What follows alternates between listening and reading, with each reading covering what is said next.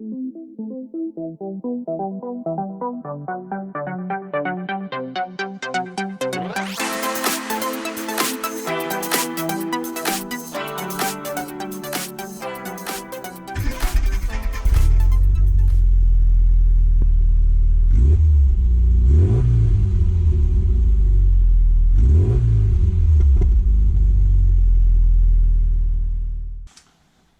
mini enthusiasts, how you doing? Welcome back. I hope you're having a great day and I hope you're all well.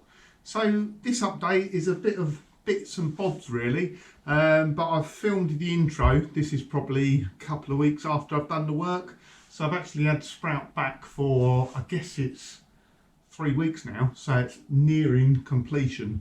There are going to be some bits that hold me back, just parts I can't get. So first off, I've just got to say a big shout out to all the people that supply mini parts. So I've been buying stuff off Ball Motive, off Mini Spares, Mini Sport, and I've been getting stuff which, considering what's going on in the world at the moment, hats off to those guys. There's still people working.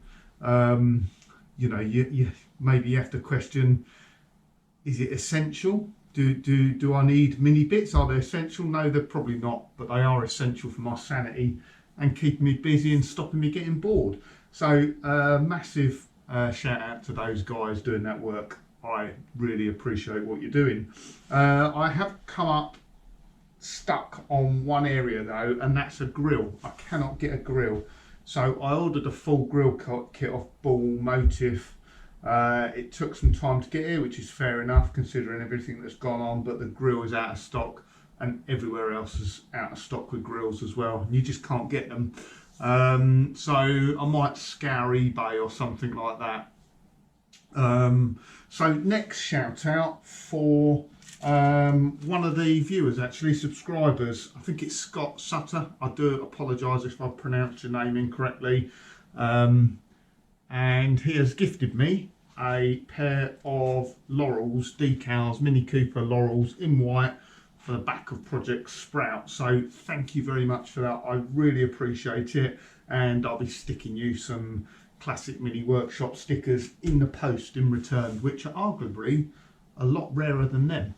And just while we're on that subject, so you might see down in the description down the bottom, I only added the links recently, but my wife's been doing sort of t-shirt printing and decals for quite a long time now, hence you see the odd classic Mini Workshop t-shirt, sweater, overalls. Mark's got some stuff as well, and we've had some custom t-shirts done. There's a classic Mini Workshop Project Sprout sweatshirt that I've got. They're all pretty cool, but if you want anything like that or stickers, check out the link down in the description. It's not a commercial business as such, it's just something my wife does as a hobby, so you'd be helping me out, because if my wife's busy doing her hobby, I can be busy in the garage and we'll leave the kids doing the housework.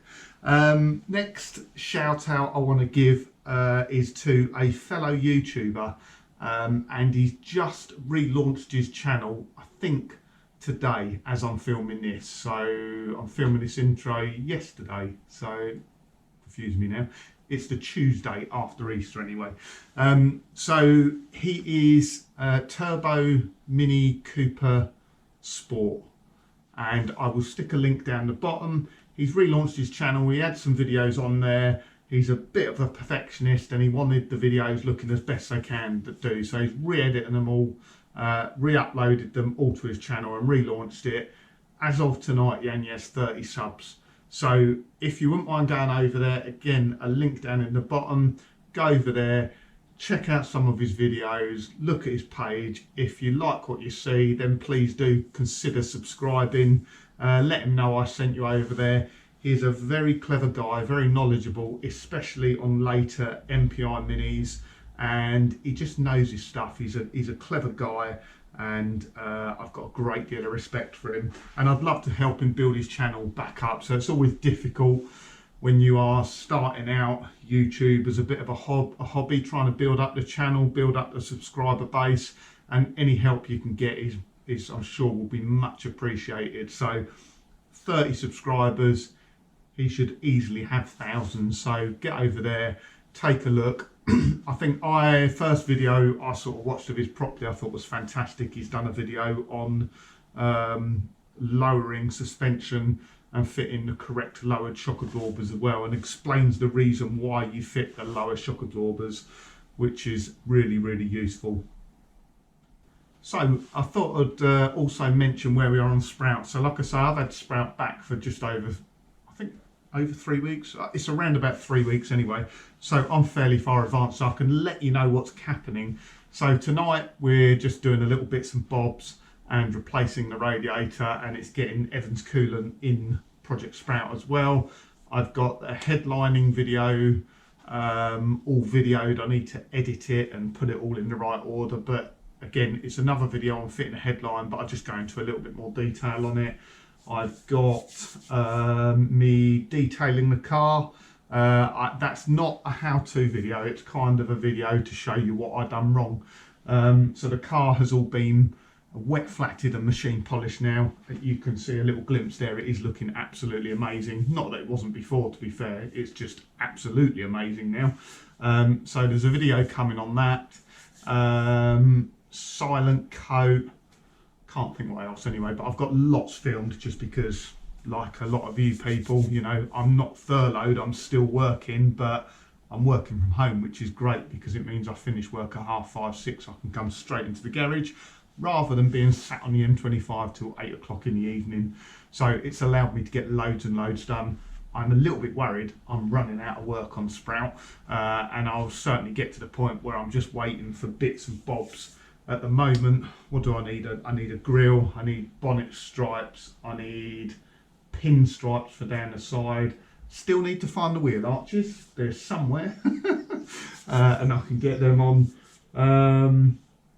So yeah, but it's good, it's allowing me to get stuff done and get the car finished as much as I can anyway. So let me stop waffling and let's get into tonight's video. Right, little job we got to do here. So this is just a radiator bracket which goes in the middle of the front panel. Both bolts are broken off. Someone in the past has had a go in it. In the end, they've just drilled through the middle and just nut and bolted it. I want to get it back to how it should be. So as you can see, the captive nuts on the back there, that hole in the middle shouldn't be there, so I just weld that up quickly. I've tried a pair of mole grips on these to get them out. I can't get them out. I could drill them, but the first thing I'm going to try is putting a couple of nuts on, welding through the middle, puddling the weld up. That generates loads of heat as well in the bolt itself, and then try and doing them. That's worked for me on rear subframe bolts where they've snapped in the heel board. It's worked a treat actually. I've had to do that a couple of times. So we've got the welder set up. We'll have it on quite a high setting.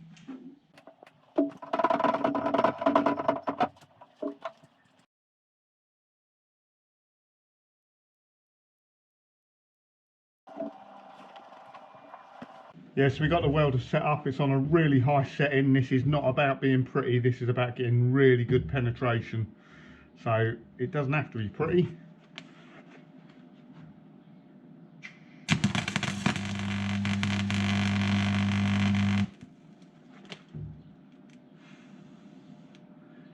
That really does get very, very hot.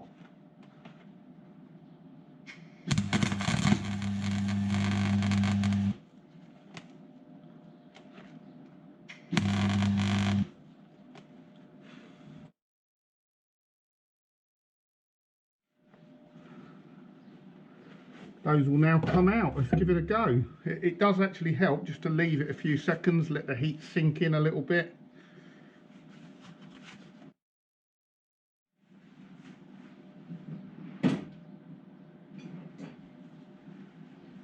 Don't do what I've done in the past and grab them with your fingers. Look at that. That one's straight out. It's amazing what difference a bit of heat makes on something. So yeah. This size, must have been a smaller bolt.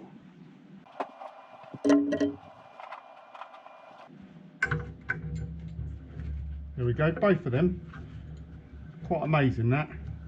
So faffed around, spending ages trying to drill them, or just do it like that, and both of them come out really easily. Just going to fill up that hole now, and that'll be good.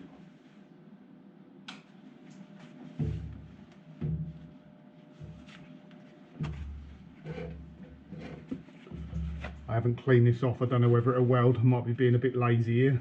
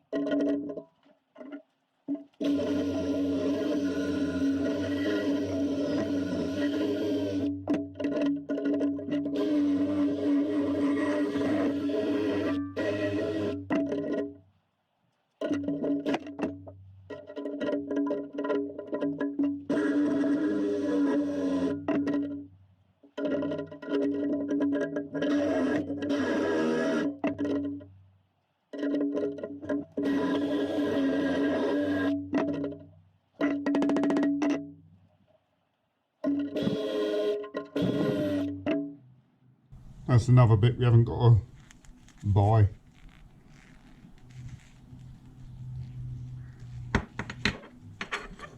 Not 100% sure where we are on the videos, but I'll try and give you a bit of an update. Been cleaning up just bits and bobs and painting them. Again, things like just the bonnet catch, rear fog light. I actually kind of give this a bit of an overhaul because the bolts broke in the back of it, or they spin within the housing. Bracket was really rusty, so cleaned that up and hammer-righted it.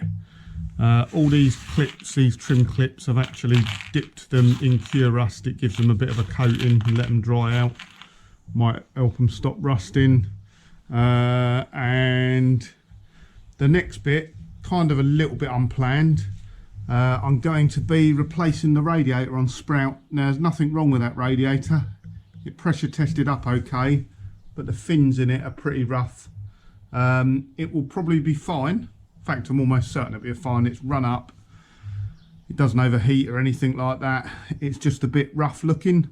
And again, I'm keeping the car myself. And I was so sort of pleased with the Evans waterless coolant MPI. How it seems to be working really great. Obviously not had the opportunity to take it on a good run yet, but just the fact that it doesn't pressurise up the cooling system is just, to me, it's worth spending the money on, because I know I'm not going to have any problems with hoses or leaks or anything like that, and the cooling system's not going to be under strain at all. So I'm going to do the same on Sprout. The fact that I can reuse that the prep fluid is brilliant, because that saves me about 35 quid. So I've just had to buy another Evans waterless coolant 5 litre. So I'll actually have quite a bit spare now, because it takes 4 litres in an MPI Mini, so I'll have a couple of litres spare if for any reason I have to do any work on the car and drain it out in the future. I mean, you don't completely lose it. The worry people worry about not having water is if you need to top the system up, well, it shouldn't be leaking. If the system's in tip-top condition, you shouldn't lose any anyway. The only time you might lose some is if you do some work on the car where you've got to drain it out. You're going to lose a little bit, so I'll have a couple of litres spare. And you know what, I might just put a litre in the back of each car should I need to top it up in an emergency. So I've bought a new radiator. Yeah, it's had a new water pump on Sprout. It's had new coolant hoses, so why not do the radiator as well? The old one's a bit rough. This one come from Mini Sport. I really struggled to find an MPI radiator for a reasonable price. Now, last time I bought a radiator for an MPI, I bought one for PL, and I bought it from Mini Spares, and I was completely unimpressed by the radiator. It was a copper cord radiator. It weighed about 3 times as much as a standard radiator, and it just wasn't made very well. To to the point it rattled when I first got it, and I sort of trying to work out what the rattling was, and I upended it and shook it out, and a big blob of solder come out, which if I didn't do that would have been rattling around in the cooling system forever and a day. So I know some people are not a fan of these aluminium cored radiators. There's reports of them leaking on the ends here, but again, with the Evans waterless coolant, it's not running under any pressure, so I don't think that's going to be an issue at all. So obviously it means a bit of work in reverse here, because I've recently done all this. Radiator on an MPI Mini is alternator off, coil bracket off, and then you just lift it out the front here. Then once it's out, we'll get as much water as we can out of the cooling system of the old coolant, and then we'll put the prep fluid in it, run it through with prep fluid, leave it 24 hours, and then we'll drain it out and we'll put the Evans waterless coolant in with the new radiator. I'll tell a lie, you don't need to take the coil pack out to get it out, just the alternator. You can just move these leads out the way and you can just about squeeze the radiator up the side. It's pretty close, got to be careful not to scratch the paintwork. There's the old radiator. Doesn't actually look that bad on that side, that's the fan side, but if I turn it over onto the front side, you can see the fins are obviously a little bit damaged. Like I say, this radiator doesn't leak, it's been pressure tested. There's a bit of damage down the bottom here, but it'll be useful maybe to keep as a spare, although would I ever fit it? I might just stick it on eBay. And there's the new one. Even comes with a little bracket down the bottom for the cooling fan. As you can see on that, my old one, it was just rusted to pieces. So next thing I need to do is get as much coolant as possible out of this. So I'm going to take off the heat hoses. I'm going to put compressed air up inside so I can blow out the heater matrix and just try and get as much coolant out the system as possible. And then we'll put the radiator back in, connect up all the hoses and put the Evans prep fluid in. And if I can get out most of the water, I might be able to use that Evans coolant again. As I say, you can reuse it, but obviously it gets dirtier and dirtier every time you use it. Right, as far as the radiator goes, that's about it now. We just got to run it up to temperature if we were just fitting the radiator. It looks so much better now. Obviously, you're not going to see that nice, shiny new radiator behind the grille, but again, it's peace of mind. And a little tip if you're doing this Evans waterless coolant stuff, so obviously look back at the video where I've done it on PL, but a couple of things I've learned. So I'm running it on prep fluid at the moment. When I drain out that prep fluid, I shall take the radiator out again, because there's a little bit at the bottom of the radiator. As you see, the hose outlet at the bottom is not right at the very bottom, so there's probably 100mm, 200mm at the bottom there that you struggle to get out. And I spent a couple of hours on PL trying to get those last dregs out, whereas if you just take the radiator out, you can make sure you've got it all out, and then an air line down the heater matrix with the heater switched on, and you can blow the rest of the coolant out of there. Really, really important, I find. A couple of trays underneath. You want to collect how much you've taken out, try not to spill any, because you know when you've got the full amount of coolant out then. So it's about 4 litres, and there's probably about 3.5 litres in that container. Like I say, it was about 150ml in the radiator that got spilt, which I didn't catch. And when I've put the prep fluid back in, I've marked on the bottle the level, and as you can see, it's got about just over probably 1.25 litres in there now, which means I've used about 3.75 of the 4 litres. So if you're just a bit methodical like that, you can make sure that you get everything out. Got a rattle, I don't know what that is, I'll have to sort that out. But yeah, that's the radiator job done anyway. And the alternator, I've just done all the bolts finger tight at the moment, because obviously when you want to take the radiator back out, just pop the alternator off. The radiator's quite easy to get to then.